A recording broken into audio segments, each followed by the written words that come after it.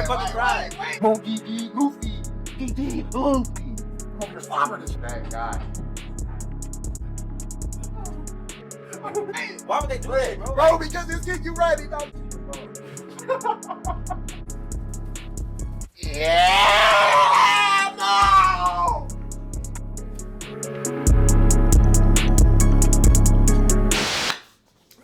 What is good, people? It is your boy T-Rav, and I am back with another one right now. We have the Godzilla -1 movie review. Spoilers, heavy spoilers. If you don't know, if you're new, it's what it is. I don't do non-spoiler reviews, okay? I'm just saying. But I have to come out and say right now, in terms of a movie, like all the components that you want in a movie, not just a typical monster flick where you're looking for the big crazy battles and all this. This might be the best Godzilla movie that we've gotten so far. And in terms of how Godzilla was moving out here, dog, man, you want to talk about a nigga that ain't playing around, bro. He wasn't playing no damn games, I'm telling you, bro. Godzilla was on another one on this one, but movie kicks off. We're following this pilot named Koichi. This is back, obviously, World War II time. And he's a kamikaze pilot. But he stopped off at this island, I guess waiting to go back out.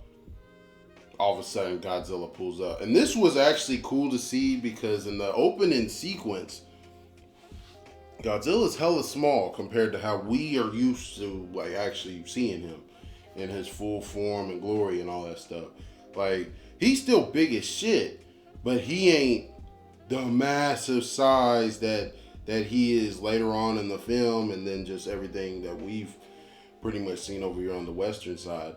But man, that shit was crazy to watch, bro. That shit was crazy to watch, and it was kind of cool because the design of Godzilla in this first part, it honestly kind of reminded me of the 1998 Godzilla movie. Just the way he was slimmer, wasn't like super bulky yet or anything like that, but small enough.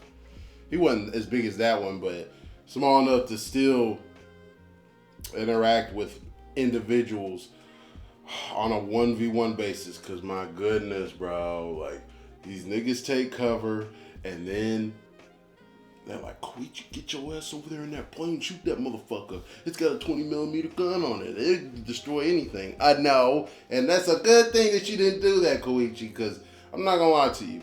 That gun wasn't about to do nothing to this thing, okay? I understand. You're a soldier. You got to hold down the fort. You're probably thinking, oh, this is some weapon by the Americans. Hell no. Look at that damn thing. Look at that thing. That ain't something to fuck around with. So he gets scared. He doesn't end up pulling the trigger. The other mechanics in the bunker panic. They start dumping, and Godzilla gets pissed. It's not doing anything to him, but he still gets pissed. Niggas scatter everywhere, and we just start stomping on fools. There is literally a scene where homie's trying to pull up. I think it's Tachibana-san. Bro. And you just see the mouth come down. Get that nigga. Half his body gone. Just slings that nigga fucking hundreds of yards. That shit was crazy. He just kept doing that. Just fucking niggas up, bro.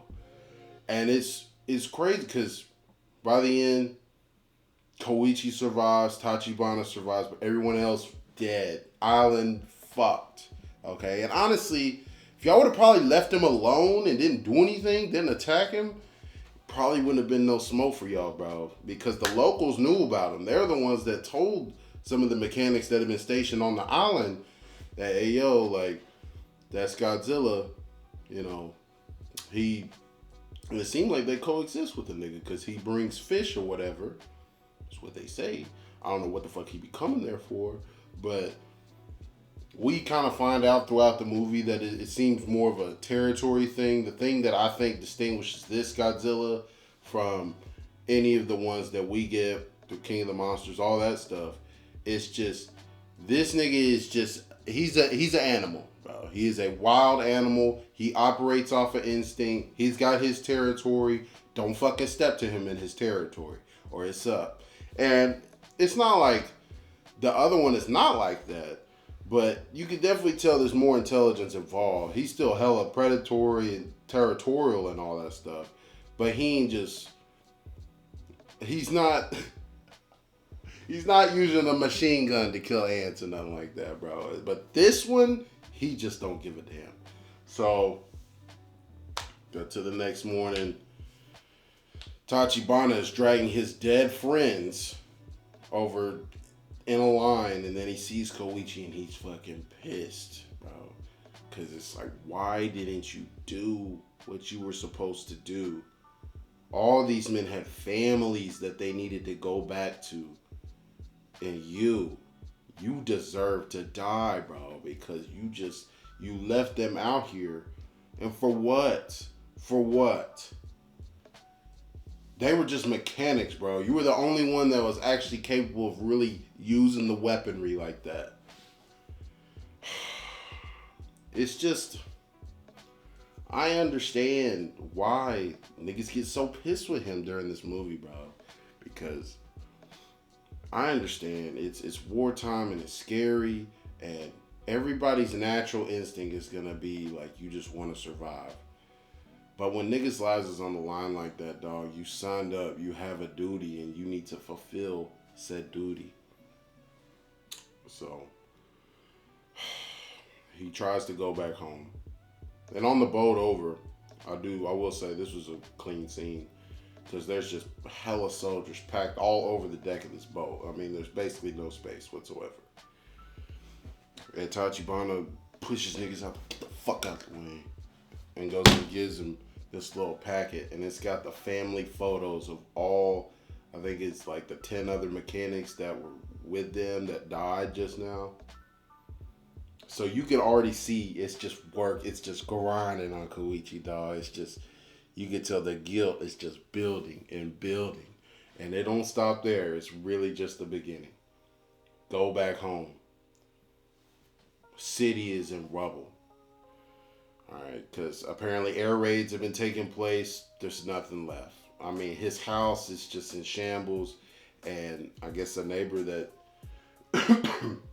knew him and his family comes to see him. And she's like, is that you, Koichi? Weren't you a kamikaze pilot? And she just starts giving that nigga the business, dog. Pushes him. And I know she wants to haul off and hit this nigga, because her kids died.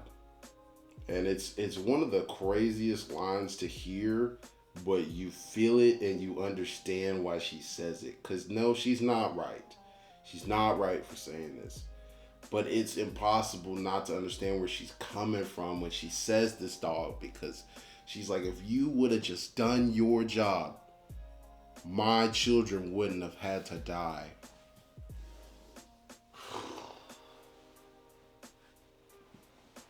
And there's nothing he can say. There's nothing he can say. There's no apologies that you can make. He doesn't try to, in fairness to him. He doesn't try to do none of that. There's nothing you can do or say to help bring them back. And he asks, where are my parents? Oh, they're dead too. Everyone met the same fate here.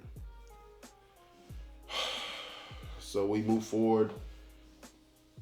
He's trying to move on a little bit. He's in this marketplace, and this shoplifting girl is running through there. He, I guess like a good Samaritan, goes to try to stop her. She looks at him, gives her something. Turns out it's a fucking baby. She runs off. He's chilling there, and he waits for a while, and eventually he really is about to leave the kid, but he's like, can't fucking do that because it is a baby, dog.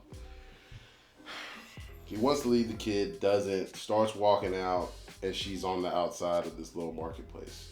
And she was like, well, why didn't you move? Like, I've been waiting here. I couldn't let him see me again. And she was like, well, why didn't you just leave the kid? I couldn't leave her in a place like that. And so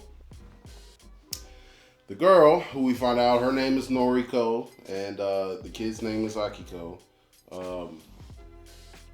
they kind of tag along with him, even though it's much to his protest or whatever. He's like, stop following me, all this. I'll feed you, but y'all gotta leave after this one meal. Obviously, that shit don't work or whatever, because they fall asleep. as soon as after they eat or whatever. And it progresses over time, and they kind of make their own family. And it is interesting because the child isn't even Noriko's. Apparently, the dying mother of said child begged her to save the kid, so she did. And she's young, and you know, I don't know how old she is or whatever, but it don't seem like she's equipped at all to raise no kid. I mean, she dresses like a homeless person because she ain't a hooker. She made that point clear. She said, I ain't no harlot, so there ain't much choice for me. You understand what I'm saying? She ain't got no husband, no family left, nothing. So in a way, you know, the man Koichi is getting blessings of sorts, bro. Because like at this point, he had nothing left, and for these people to just walk into his life, even though he didn't want it, honestly, it's the best thing for him at this point. And so time passes or whatever, they're trying to, you know, survive, bro. They're trying to make their way, you know what I'm saying, move on with their lives. And Sumiko even kind of gets involved and kind of gets on the girl's ass, and both of them really, and you could tell that although she's been making comments, it's not remarks every time that like he's around, it's just like, she says she don't care, but she cares. She definitely does. And at this moment, I don't know if it's as much for Koichi, but at least bare minimum for the child. So she kind of assists and helps teach Noriko how to be more of a mother and things like that. So that was actually really cool to see, I ain't gonna lie. Koichi then, after some time, realizes, hey, I gotta start making some money. The kid's probably gonna starve to death. We're gonna starve to death. I mean, we're living in a makeshift house at this point. It's got water leaking everywhere, no heat and all this. So he goes take this job. And it's a government approved job. It's basically just mine cleanup. Because I guess post-war, there was like 60,000 mines or something like that were just left out in the ocean. That weren't used, but obviously pose a danger to anybody that's trying to travel out there. So they commissioned a fuck ton of people, apparently, who work in their tugboats or whatever and have little 4-man squads where their job is to go out and, you know, destroy said mines. And when he first tells Noriko about the job, immediately she's not really trying to go for it. Like, she understands that they gotta make money. And this is where you start to see that relationship really deepen, you know what I'm saying? She tells him, like, you just came back from war. Why are you going out here to risk your life again? And when he lays that truth on her that they really need this, there's not much other option, she knows that. But you can see the fear in her face. Because it's like, this is her family now. And regardless if y'all are, you know, involved more deeply and, you know, you're in an entanglement of sorts, which it doesn't seem like they were at this point or anything like that. But there's obviously some deep love there and some unspoken feelings that haven't been said yet or anything like that. So it shows some time, you know, keeps passing and shit's looking good. We getting money, and it was nice because the little crew that we had on our boat, hella important, hella pivotal to the movie. Especially the doctor that's out there with him, Dr. Noda. He's going to be very important because he ends up leading the charge for this whole operation to actually go and kill Godzilla. They had no idea he was that big time, but all he had mentioned is that he made military weapons during the war effort, yada yada. And then the captain, I ain't gonna lie, I like the captain. He's like a manly man, bro. Like he exudes that, well, someone ain't gonna do the job, somebody gotta do it. Like, goddamn, you know what I'm saying? It's just, it was cool to watch them all vibe out and things like that. And comes the scene. Godzilla starts to pull up. Because these niggas can't believe, like, what the fuck? There's some monster out here? What are you talking about? Like, don't even make no sense. They said that Odo Island got destroyed by some Americans. No, nigga, no. Clearly, they ain't telling y'all everything that they need to tell y'all, okay? Sorry, time to start putting two and two together, all right?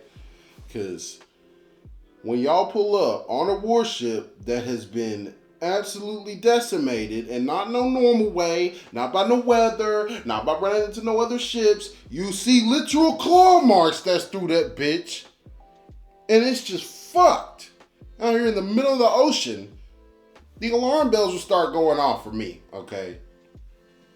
But regardless, you know, they had two minds on their shit. Godzilla pulls up. And nigga, you in my spot, you in my field, you bots to catch this work. That's basically what he said. And he definitely looks bigger than what he was before. And their mission right now is basically just to buy time till this warship can get over here that they got so much confidence in that it's just gonna decimate whatever it comes up against. No, that's not gonna be the case, but they gotta hatch a plan because this nigga's on their motherfucking ass and they trying to get away. And this is one of the coolest scenes of the movie, I'm not gonna lie. Because you just see Godzilla swimming. And you see his head like just above the water, and he's coming, boy. And the look in his eye. I ain't gonna lie, this is like a small thing, like compared that's different from the other ones or whatever. But the look in his eye, it's almost like them wildcats that you see in, you know, National Geographic, whatever. That's the type of eye that's like, it's just fucking crazy. There's no reasoning. There's no, oh, you're not gonna bargain with this thing. No, none of that, bro. Like, he coming. He seen you, he coming. You in his spot. It's up. He don't look like how the other Godzilla looks, where you can see there's soul behind the mouth. Nah, nigga, this man ain't playing around. And they start trying to drop mines off at this dude. Completely ineffective. We expected as much. But you were thinking, you know, he ain't really as big yet, so maybe these things will do something. No, ain't do shit. But the doctor has the bright idea, okay, outside attacks ain't gonna work. Let's go for an internal one. So they managed to get a mine in the nigga's mouth. And they blow it up. And you're like, what the fuck? They just fucking killed Godzilla. There's no way they just killed Godzilla. Because his fucking face is blown half off. And he's looking like he's dead in the water. And all of a sudden, the nigga regenerates. Now they say in our Godzilla that man be regenerating and all that stuff. We don't ever really get to see it, especially not like this. Not real time. Oh, my shit's gone. Come right back. Nigga woke up like nothing happened. It was literally less than 10 seconds. His shit was just back to normal. Oh my God. That shit was crazy, dude. Because they literally killed him. His eyes had rolled back and all that. And then all of a sudden, the nigga just woke up. Perfectly fine. I was like, what am I seeing? What do you do? What do you do to something like that? Like, you got to finish that nigga completely, bro. Like, there can't be a piece left, apparently. Because if you got that type of regen that acts that fast, oh no, it's up. It's fucking up. And the warship pulls up. Dumping shots. Looks a little effective. Because it's a big-ass fucking warship now. Bruh, this nigga Godzilla jumped up under that water. And then he just started coming. And they keep dumping, but they ain't hitting. And nigga pulls up. Hops onto the ship, basically. Like, just kind of barely props himself up on it. Not all the way even. And the guns is still firing on his ass. Point blank range. The nigga literally... Boom! He fucking clocked this ship, dog. That shit was funny. The camera shots were so clean, bro. Because you see, like, this camera shot on the other side of the boat. And then you just see this nigga basically headbutt his way through the metal fucking warship, dog. After he done socked this motherfucker. That shit was crazy, dog. But they keep dumping shots and they knock him off. And you see people cheer, yeah, oh yeah. And then that music hits. That, oh.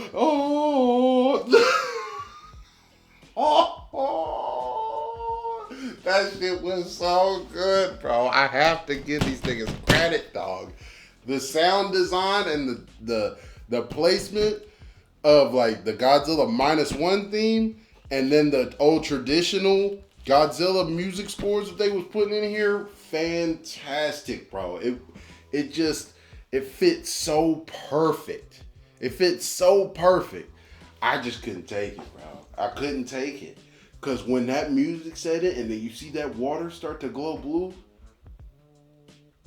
you know what fucking time it is. And we didn't get to see this atomic breath in full effect, but we'll get to see the next one. But dog, all you see is a quick beam, just boom!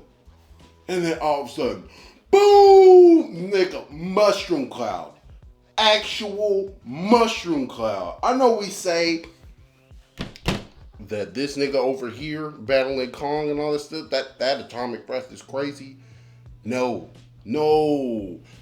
it's got nothing on this one, bro. And that's why I fucks with this, bro. And obviously these niggas made Godzilla, so it only makes sense why they know what the fuck they doing. Cause when we get to see this shit in its full glory later, I haven't seen much cooler things in my fucking life. I'm not gonna lie to you. The way that they displayed this attack later on was fucking insane, dog.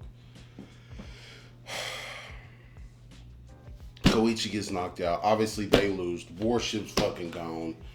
Whereabouts of Godzilla unknown. We come back home.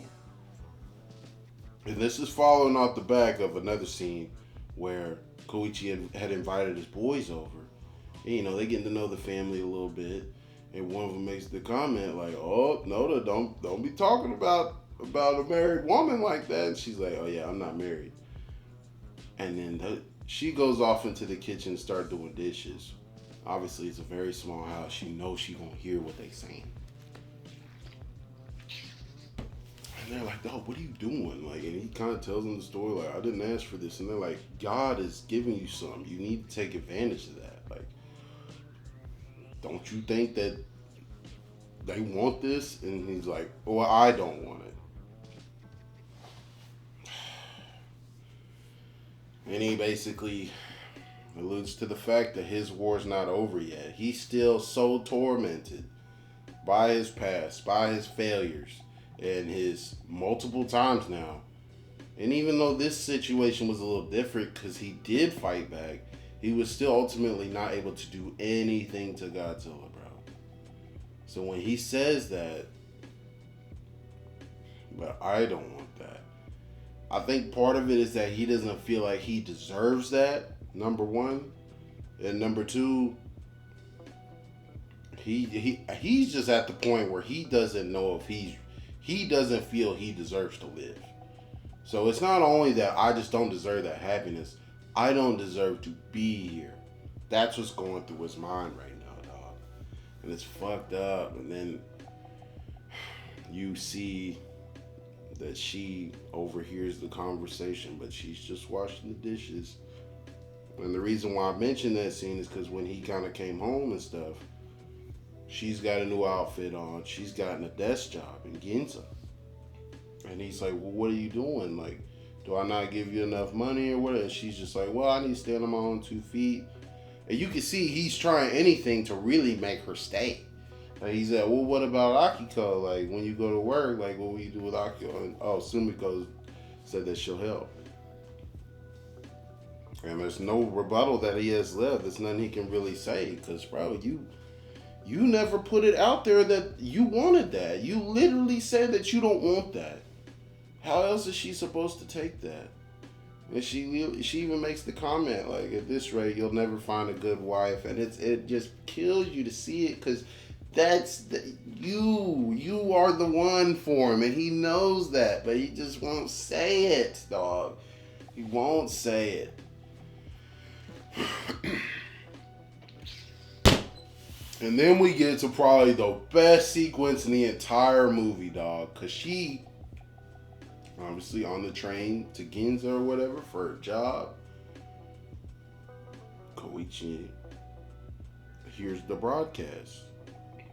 Oh shit. Like, Godzilla is on the way to Ginza right now. Like, I gotta get over there and fucking try to save her ass. Bro, when I tell you the fucking levels of epicness was just unmatched in this whole little run right here of the destruction of this city, it was immaculate. Immaculate, dog. Don't fucking tell me that niggas can't destroy cities, because my God, they destroy cities, bro. Oh, niggas ain't gonna get all upset. It's a movie. Destroy the fucking city, okay? I hate when movies try to, but the fans will have outrage, like, cause niggas got on fucking Man of Steel's ass and low-key caused it not to have a second one simply because the wide shots of the destruction that you were seeing of the city. But it's all cool. It's all cool, bro. Godzilla, a big fucking monster, walks through here and I decimate niggas. I decimate fools. Dog. The man chunks a train car in front of the fucking train off of some random shit, and shit's just going crazy. And it's one of them moments, like, I didn't really need Godzilla to come in that close of contact with Noriko, because she's on the fucking train. Everybody else on the train dies. But she's able to hang on and stuff like that because the train car is like dangling out of his mouth, but she drops to the water. We proceed with this scene. And Maine, oh Maine, dog, you just see niggas running. Niggas is trying to survive, dog. They running for safety. They running for nothing else. We ain't checking on people. We pushing people out the way. Get your ass on the ground, nigga. Get the fuck out of my way, okay? That is basically what type of time niggas is on. Because when you just see niggas running and you look at this fucking intersection back there and you just see fucking trains, buses, and cars just flying. You don't know what they're flying from, but they're just fucking flying, crashing into everything, decimating fools. And then the music hit. Oh.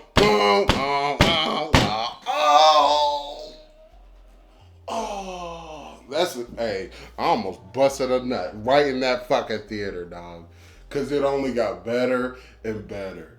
Cause, dog, I don't know what it is or why, like, his old walk, the one where it's real simple, you know what I'm saying? It ain't like the Godzilla that we're used to, where he's, you know, he a little more nimble with it, he agile with it, and this one is too, but he always starts off with that patented walk, like, I can't step in this bitch, like, Oh, and you just see the fucking scenes where he's stepping on the ground and the fucking street is splitting apart and niggas is getting thrown like 15, 20 feet in the air just because that's how much force. That's how much force is being put down right now. Oh.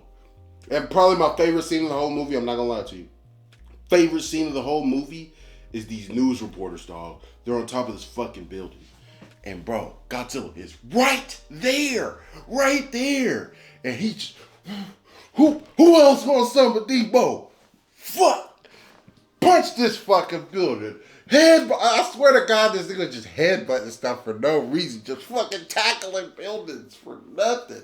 He fucking swiped one time, and they're like, oh, the classic theater has been destroyed. This town made it through the air raids, but it will not make it through this. This city is being reduced to rubble. And then they start going on the sports commentary and shit. Godzilla get closer, he get to the 5 to 10 yard. Bro. So fucking funny. They were literally giving a play-by-play, and this nigga's like 15 feet away. You couldn't fucking pay me enough. I'm sorry. You couldn't fucking pay me enough to be a reporter in that spot. No, nigga.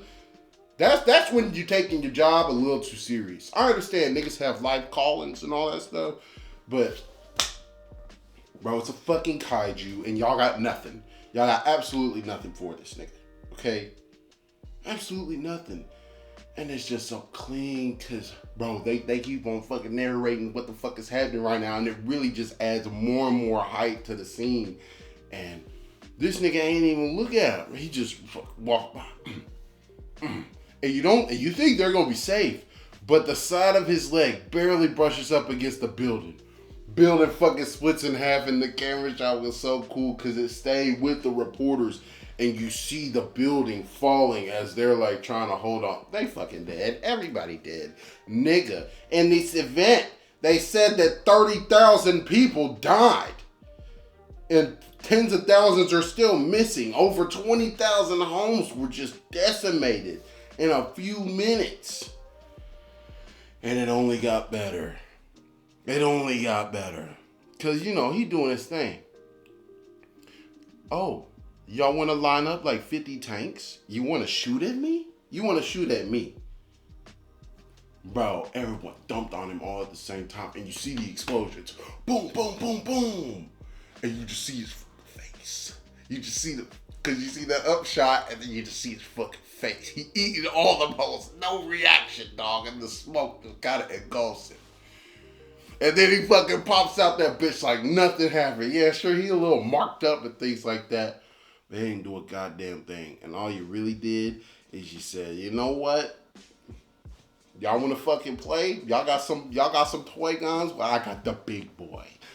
Oh, the charge up for this atomic breath was so fucking sick, dog. Not only we got the spines popping out the back like we saw in the trailer.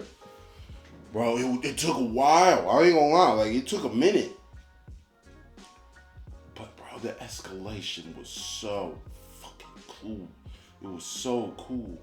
And then when it's all charged up, you see him. He's still just taking in these fumes and things like that. And I've never seen it shown like that.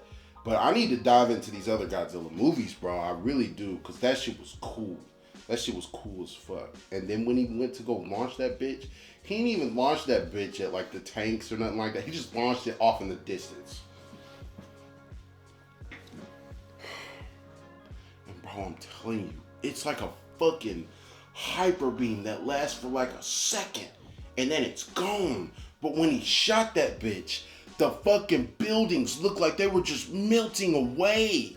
They were contorting shape. Bro, that is fucking nuts. That's fucking crazy, dude. I've never seen an atomic breath like that. That puts to shame all the ones that we have. I'm not gonna lie. That we get in the Godzilla movies that we've been having, it puts all of them to fucking shame. Sure, he can spam that bitch, but this nigga hits you with the one. The one time for the one time, dog.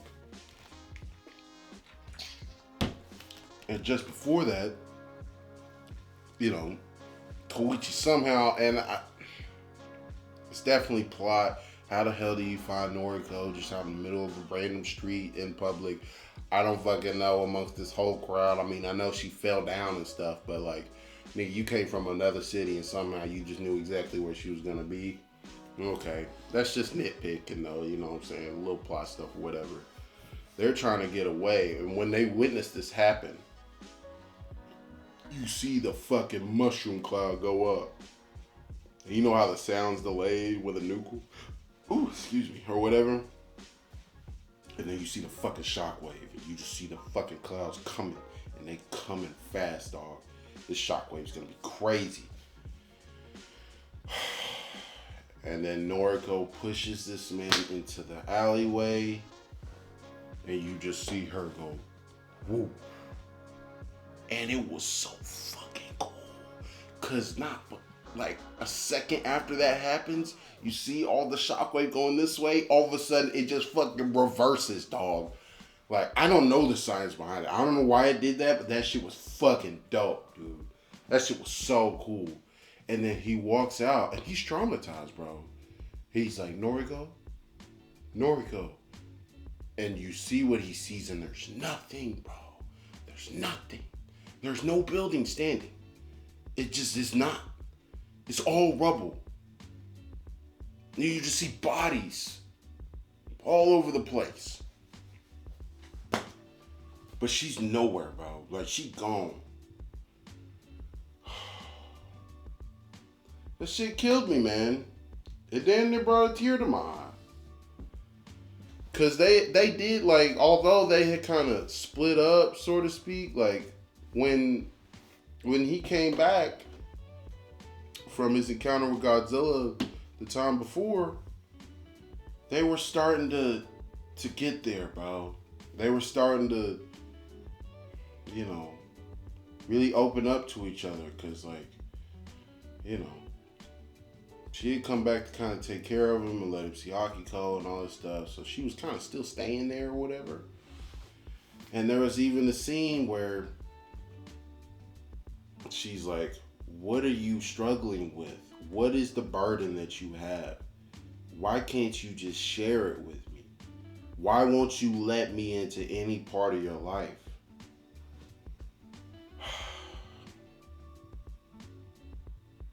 And he explains the whole Godzilla thing, but more than that, he explains why he views himself as such a failure and ultimately as somebody that doesn't deserve to be here, doesn't deserve the love that you want to give. Because, you know, earlier in the movie, we're like, how did he abandon his duty? He just froze up this one time. But the only reason why he even apparently landed on that island to begin with is because he lied about his plane being faulty and shit not working in it. And so, yeah, he abandoned what his job was. It's fucked up, and we know what that job is. It's crazy. It's actually insane. A kamikaze pilot, like, they literally didn't. I didn't know this. They didn't even build ejector seats into these planes. They just didn't do it. That's fucking crazy.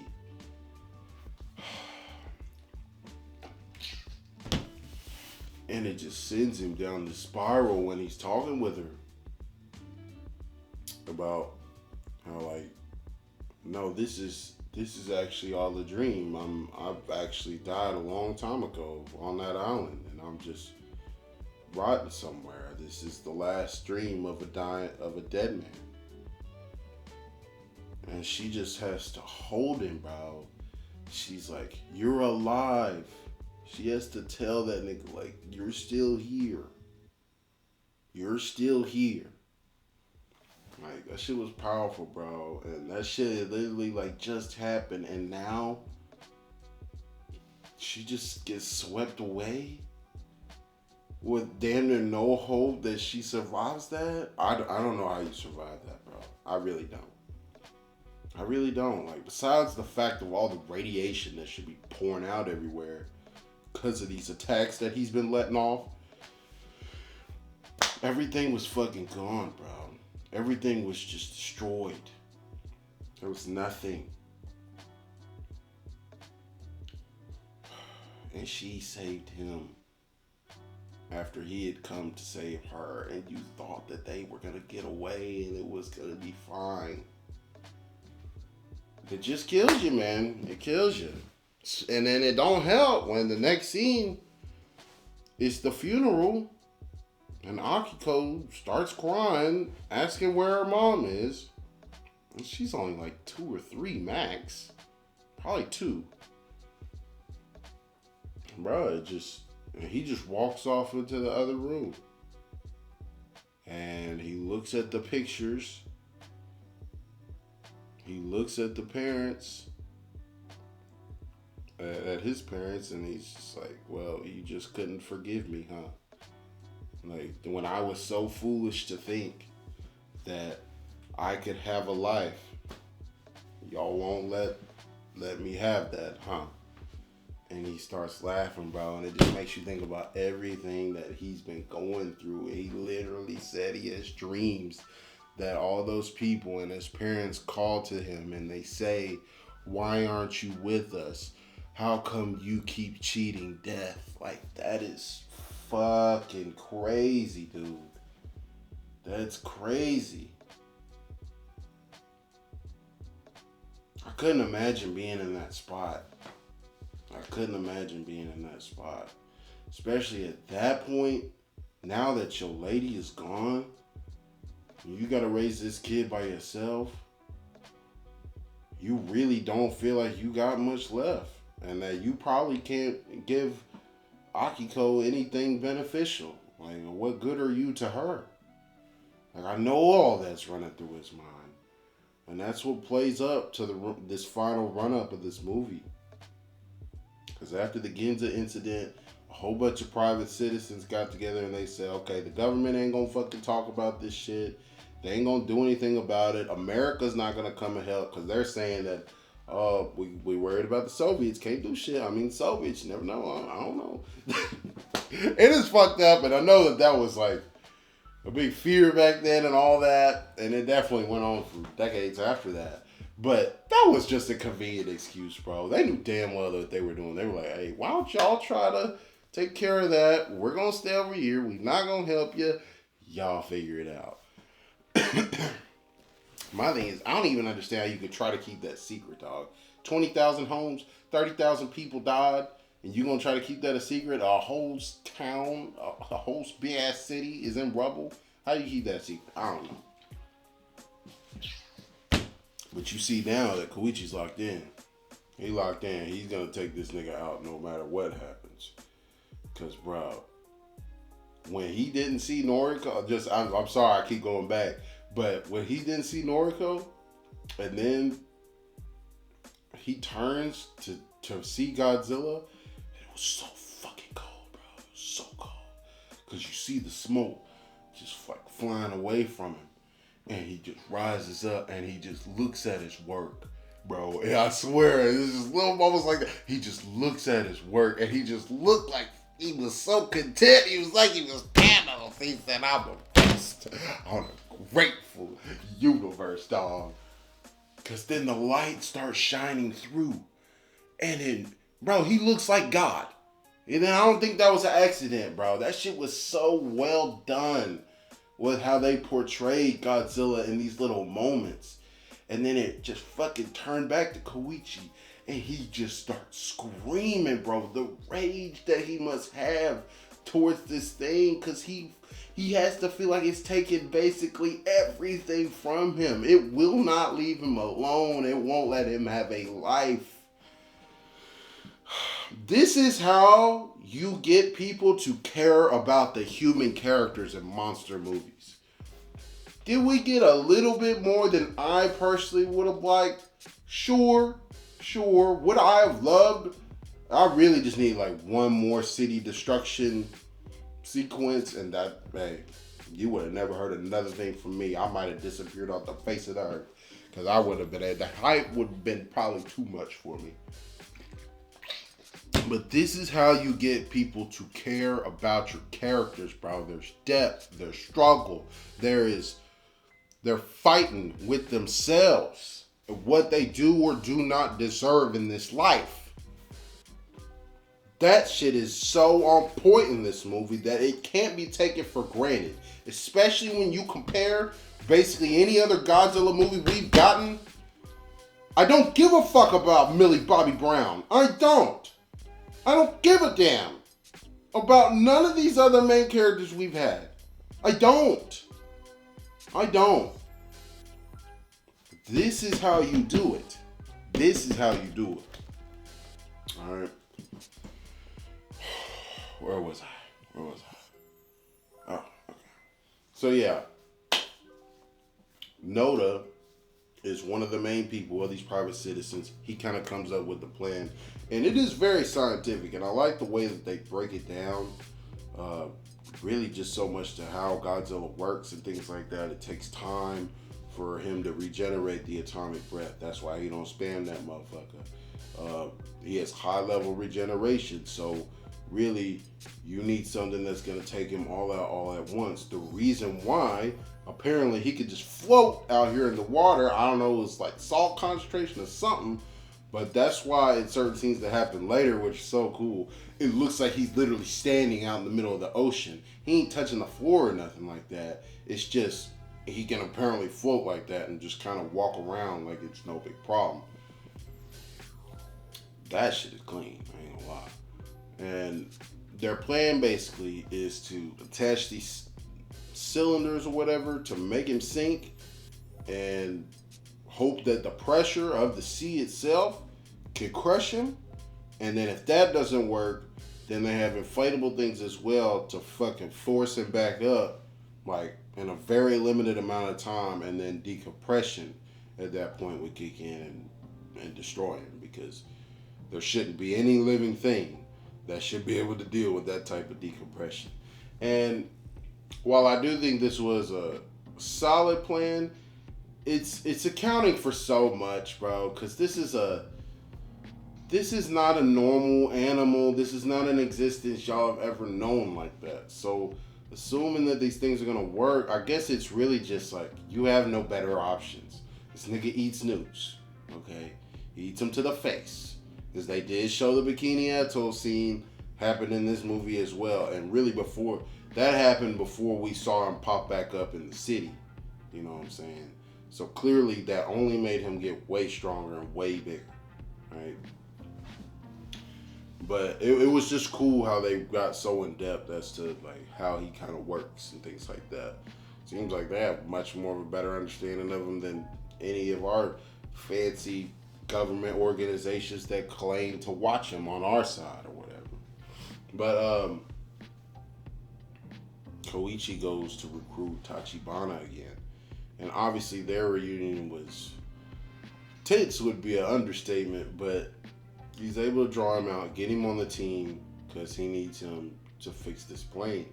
Because Koichi's going to use the plane to draw Godzilla out to a certain part of the sea, you know what I'm saying, and distract him and things like that. Because the plane's a lot more nimble than the ship, so it's a lot less vulnerable. Even though it's not as big, they ain't got the firepower to get caught by him like that. And so just kind of fast forwarding to when the plane actually gets in action, because there are like patriotic moments that happen as they're coming together as citizens or whatever, and then the speeches that like Noda gives about how the Japanese people have taken life like for granted all the way up to this point in their history, and even with like having kamikaze pilots and all this stuff, he was like, I will be proud if we lead an effort in this war that we're having that no one has to sacrifice themselves. This isn't a fight to die. This is a fight to live for the future. Like, that shit was fire, dog. I ain't gonna lie. That shit was clean as fuck. But, Koichi and Tachibana have an understanding, because this is the way Koichi's making it seem. He's like, this is my chance to redeem myself. And you know what I mean. So take out most of the fuel, take out all this other stuff, give me all these bombs and load this motherfucker up. And if I gotta fly right into the mouth to get the job done, that's what we gonna do. We gonna finish the story.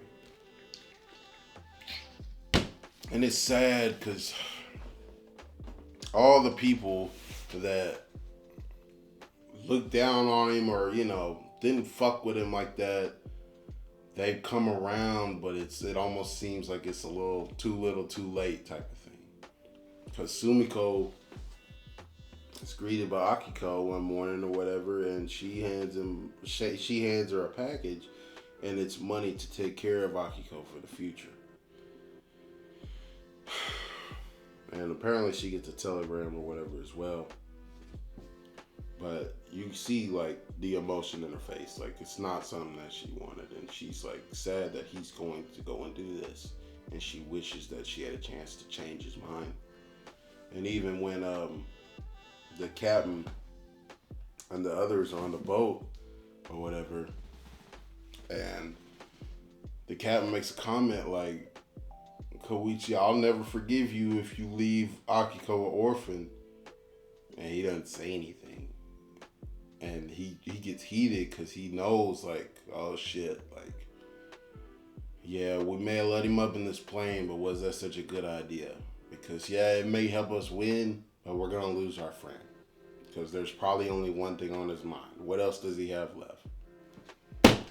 And he even had the picture of Noriko and the little dash or whatever too.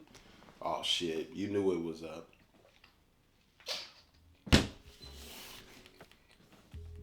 So they go through the battle, and this is one of the coolest naval scenes that I've ever seen. It was really dope how they gave us the different variety of sequences in this movie as opposed to others. Because, yeah, we've seen naval battles in the other ones and all that, but just the way this one went down was cool to watch. Because Koichi's doing his thing, distracting motherfucker.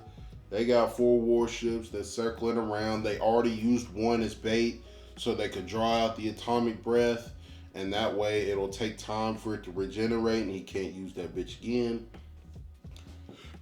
He goes to finally use it again after some time,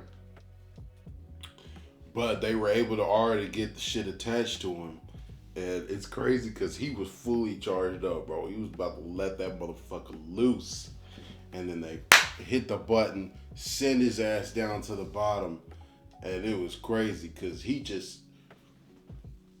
And I've never seen that either. I've never seen a motherfucker stop the attack midway.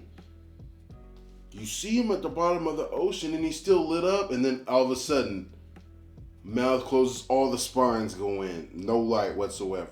Like he stopped it mid-attack. So I don't know if he had to eat his own explosion or something like that. If it did internal damage, which it might have, to be quite honest with you, because he was right there to let that motherfucker go, bro. I imagine that has to be a little bit of downside doing something like that. And they're like, let's pull this motherfucker up. They go to pull him up because clearly the pressure has not killed this motherfucker. I don't know if it did anything, to be quite honest with you. And they dropped him like 1,500 meters. They pull him up. All of a sudden, he stops at like 800. He's fucking, I ain't going nowhere. And they're fucked. Because it's like, if we can't get him up, then we're cooked. Like, he can chill here. He could probably launch that fucking attack from down there and kill us from down there. So there's no other options. And all of a sudden, the kid pulls up. And I ain't talked much about the kid that was on their, on Koichi's little fishing boat with Dr. Noda and the captain or whatever. But, he had moments, but he's just, he's the naive kid. He wanted the chance to go prove himself in war, and Koichi even pressed his ass about it. He was like, no, man, if the war just lasted a little longer, I would have really went out there and showed him. He gripped his ass up early in the movie like, you don't mean that. Tell me you don't mean that. And he's like, no, I'm sorry. And he has moments like that, like throughout the film, not where like Koichi presses him or nothing like that, but where he just makes these naive comments. He's young, he ain't never been to war or nothing like that. So after the meeting that they had when they really galvanized all the citizens, he's following Dr. Noda and Captain. And he's like, yeah, we're ready to go do this thing. And they're like, oh yeah, you're not coming. With that arm, you're basically useless anyway. And he's like, what are you talking about? Even Koichi's going and all this. And they're like, yeah, it's not a bad thing. You should be proud that you haven't gone to war. And it just breaks the kid, bro. And you just like, and it just stopped him cold in his tracks, and they keep walking. And like, they're leaving this dude. And he's just begging and pleading and yelling, like, take me with you. Please, we've always been a team. Let me prove myself. Did I do something wrong? Bro, that shit, gave me goosebumps. That's what I'm saying. It's like, and then their response, and they don't say it out loud. He's like, we leave the future to you. Oh, because they were fully prepared not to come back. Oh, I love that shit. Love it, bro. The character dynamics that they had, so good, bro. So good. Even when certain characters didn't get the biggest of roles, like, they all have something where they make you care about. Like, oh, God. It's just a pleasure to fucking watch, man. Pleasure to watch. And the kid pulled back up in the clutch when they couldn't get him past 800 meters from down below the surface. He pulled up with all the tugboats, bro. He galvanized all these people, regular citizens and their little tugboats, and then they come out and start pulling on the warships, and it pulls Godzilla up. But you could tell he ain't gonna go out like no bitch. He ain't going out like no bitch because he already starts charging up the blast, and it's weird. This is the one part I didn't really understand. I understand that decompression has like crazy, effects on your body, but like, what the fuck is this nigga Godzilla made of? Okay, because he like starts cracking, dog, and he starts like turning white and things like that. And I was thinking, okay, well maybe like, maybe it's like a form of blistering that's happened or something like that. But no, like you literally hear him cracking and things like that. So it seems like the decompression method worked to a T, and it's going to kill him. But not before he's about to let off this last attack. And it was the coldest thing, bro, because he rises up over the water, and you can hear him start to like really tighten up and things like that. And he's turning white, and his eyes are going white, but you still see the blue coming up, and you see the mouth is wide open with the gas pouring in, and it's up, bro. The music cuts. Everybody's watching, and they know it's over. This one blast is going to take out everybody. And while we may have succeeded, everybody that came to do this mission is done, bro. No one would have survived it, bro. I'm telling you, nobody would have survived it. And honestly, probably would have took out, part of Japan as well, because it looked like he was going for the real deal final blast.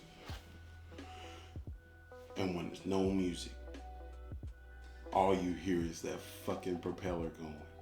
And you Rokomichi, and you fucking don't want it to happen, but you know it has to happen because there's no other way. There's no other way. You see, Noda and the captain are just, they're damn near on the verge of tears. They're pleading, no.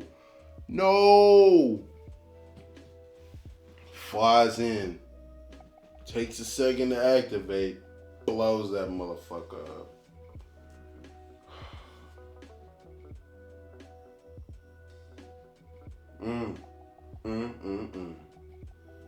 And then out of the smoke, you see the parachute with Koichi, and he actually survived. Oh, man. That shit was... That shit was so good, bro. So good. Because it just... While it would have been hella poetic and make total narrative sense for him to take himself out in that way, it would have just went against the message that they had been pushing throughout the movie.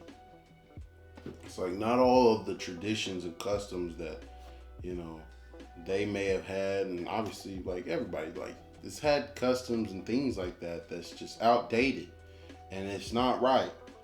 And the way that speech that Noda gave was so important about this isn't a fight to die. This is a fight to live for the future.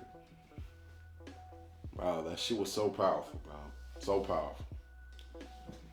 And when they get back, greeted by the crowds and all that stuff, and I guess the kid didn't really see that Koichi survived or whatever, because he's so happy to see him, and he just hugs him, and he's crying. And then you see Sumiko with Akiko, and she comes up and she, start pushing that nigga and hitting him, and she gives him the note that she got from the telegram man earlier. And he takes off. And you figure it can only be for one reason. Because he gets to the hospital, and there she is. Noriko is alive. She's bandaged up, you know what I'm saying? I don't know, like, what happened to her, but like, you know, she's all bandaged up like this and all that, but she seems like she's doing well. And all she says, is your war over now? Bro, I'm not gonna lie, bro. I shed a tear. Because that shit just, bro, that just everything. And the way the man broke down when she said that, and then even with her broken arm and stuff, she just holds him. Oh, God. It's so good, man. It's so good. I'm glad that she's alive. I don't understand how she's alive, but I'm definitely glad she's alive, bro. Because Koichi needed that, bro. He needed that. Yes, he got his dub. Yes, he overcame all his failures. But he needed that, bro. She really did complete him like that. So that brings us to a close. But not before the scene at the very end. You hear the womp, womp, womp, womp, and you see this mass start forming underneath the water from the rubble of Godzilla's body. And one last note, whenever the job was done and Koichi was saved, niggas didn't cheer. Niggas didn't cheer, bro. Everyone looked at Godzilla. All the niggas that had been fighting him, y'all looked at him. And with the light shining down, and you had seen, like, you know, blue light coming out of different parts of his body as he's crumbling, just like this blue aura. And it's still kind of there even as he's almost damn near crumbled completely. They all salute to the man as the light shines down on his body. Bro, that shit was so fucking fire, dog. It's fire because this nigga took everything from y'all. But number one, y'all made him this way. Y'all made him this way. If you'd have never fucked with him in the first place, none of this shit probably ever would have happened. And he has no dog in the fight, bro. There's no crazy ulterior motive. He's done all this. He's doing it because that's what his nature tells him to do. He's not picking out certain groups. Anybody who wanted it could get it. And I think in that way, that's why they showed him respect like that. Because not only is he the most worthy adversary that they've ever faced in the history of their country, in the history of this world, but it's a being that while he may be beyond their comprehension, he's certainly not beyond their respect. Gotta love it, bro. Gotta love it. In terms of the movie as a whole, really and truly, the only problems I had was just, you know, the little nitpick things. You know what I'm saying? Like, Noriko survived. I'm glad she survived. I really and truly am. But how she survived, I just don't know. Okay? I really don't. I do think that we spent a little, and it's hard to say that, but I think we spent a little too much time, you know what I'm saying, with building the family dynamic that they were cultivating with this ragtag family where no one's related, but it just works so perfect. And then, and you know, a couple little scenes were cool to see, but I could see how it might take you out of the movie just a little bit. Like, you know, the scene where Koichi's originally drawing out Godzilla to the specified location, they reverted back to that model style or whatever, which is cool because it's like kind of homage, but I can say it probably might have taken you out for a second. And yeah, I just think we needed like one more sequence of like destruction, okay? Because yeah, like, you know, the first scene, complete decimation. I mean, but he's small and the destruction's limited. It's only like, you know, so many people that are catching the work. The second one, much improved. That third one was crazy. The third one was crazy. The destruction of Ginza, probably my favorite sequence in the whole movie. I'm not gonna lie to you. But then in the fourth fight, it's not so much of a fight. You know what I'm saying? Like they're just like it's chess being played. You know what I'm saying? So it didn't really devolve into like a fucking slugfest like we was maybe hoping for. But that is it for my review of Godzilla -1. Certainly one of the best Godzilla movies ever. Can I say it's the greatest ever? No. However, it's damn high on that list. It's damn high on that list. And honestly, like I said, in terms of what you want from a movie, loving the characters, loving the fucking development and the plot and things making sense for the most part, yeah, this movie hit on all that, dog. But nothing will ever top that King of the Monsters greatness that I witnessed years ago. But this one was damn close, damn close. Rating, I gotta say an 8.5. Yeah, 8.5. Because I do think this movie would have been a 9 and up had Koichi died. I know what they were pushing for, but you know what I'm saying? It would have still been like the penultimate sacrifice where my man redeems all his past failures. And not in this way, it still works really well because while you can't just erase your failures, and you never can, even if he would have died, it wouldn't have necessarily erased his failures. I feel like it pretty much would have. But you just have to learn to accept and live with the things that you've done, and then exhibit that changed behavior like you had the last few times where you stepped up to the plate when shit got real and shit mattered.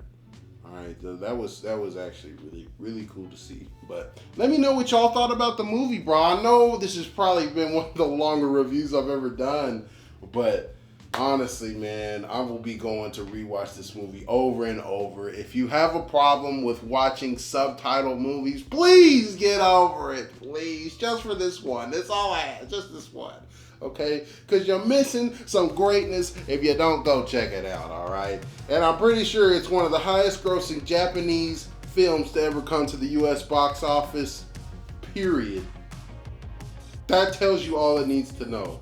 Okay, the fact that it's competing with Hunger Games and Napoleon and all these other niggas, and it's right there, and it's the second week that it's been out, that tells you what you need to know, bro. Like, subscribe. It's your boy T-Rav. I'm out.